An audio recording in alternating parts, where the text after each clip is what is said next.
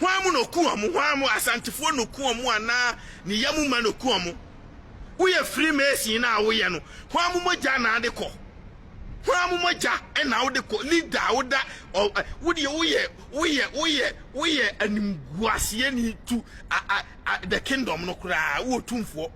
wo ye animguase ni to the Ashanti kingdom wo hwe obri yabuamu ajiman prempemu omo be koaji a kingdom kese we yamaw ama de broni ani bria na ni je wa Asante man mu a yama yetimi de ko anim no osi wagimi nti wa bedane akoa eye Freemason na Freemason no unsa niska ana una uhuro munkuku ana una uhuro Freemason fo nkuku ana Asante ne enkwase ade be no usakuo no umpeo be frim eye nkwase asem jamwa potamo ye wo ye de ye wo sikadwa ye sikadwa no eye powerful chain kwasi broni Freemason aboa wuri enhia nyansa ho sasantefo na jimia wama beba so back to back. You think it's a joke? You are just a disgrace. Yasanto akro your ba ne ho mfaso chen jamwa podamo Yasanto akro your ba ne ho mfaso chen. You think it's a joke? Asiasema kwa obi aye jawa hinie kama fefe we udi chimisa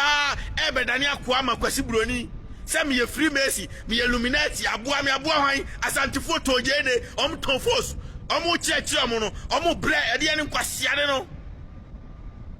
ti otumfo no obi antimi tia wa me ka kire o the almighty obi ahemase the almighty obi ahye map pass. Nobody is bigger than one map.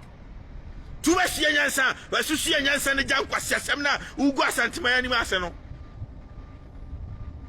asiasema kwa Asantini woni hwe wa no wo na fesu a wabedane donkey na me ye Freemason me Illuminati hwamu na uku omde omkosa sacrifice no hwamu na uku omde omkosa sacrifice no. Come and explain. Now Asantini bi so ya o me defend Jimmy say a secret society change us ye illiterate kamema mebo pam obi abe po wasia hu okoto amfa moja ankoda wa Illuminati amfa moja uti wa mu ma na Asantini kokuo mu wasia obi kura power no ye wudini a